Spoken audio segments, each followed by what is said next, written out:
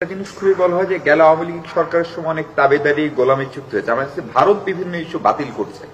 তাহলে এই ধরনের চুক্তিগুলো আপনাদের পর্যালোচনা করার কথা শুরুতে আপনারা বলছেন, এরকম কোন চুক্তি আছে সত্যি সত্যি থাকলে সেটা বাতিল করেন না কেন, অথবা সেটা জনসম্মুখে প্রকাশ করছেন না কেন? দেখুন, ছোট ছোট বিভিন্ন চুক্তি বিভিন্ন সময় হয়েছে, এমওইউ হয়েছে, সেগুলি কিন্তু তাৎক্ষণিকভাবেই আপনাদেরকে জানানো হয়েছে গত অনেক বছরের মধ্যেই। তার মধ্যে যদি চুক্তি যেগুলি থাকে সেগুলি কিন্তু দুই পক্ষের সম্মতিতে বাতিল করতে হয়, অথবা প্রভিশন থাকে যে কোনো এক পক্ষ যদি আপত্তি করে তাহলে বাতিল করা যাবে, ইত্যাদি ইত্যাদি। সেগুলি এই মুহূর্তে ঠিক আমরা বাতিল কোনোটাই করিনি। আমরা তো আসলে চাই যে নিয়ম অনুযায়ী যেন সবকিছু এগোয়। দেখা যাক আমরা কতটুকু করতে পারি। দেখুন, নিয়মকে এক্সপ্লেন করা যায় বিভিন্ন ভাবে। এখন আপনি এটাকে পজিটিভলি এক্সপ্লেন করতে পারেন, নেগেটিভলিও এক্সপ্লেন করতে পারেন কখনো কখনো। তো সব মিলিয়ে আমাদেরকে সেভাবেই এগোতে হচ্ছে। কেউই তো স্বীকার করে না যে সে নিয়মের বাইরে যাচ্ছে। না, আমরা কোনোটাই এখনো বাতিল করার ব্যবস্থা করি না।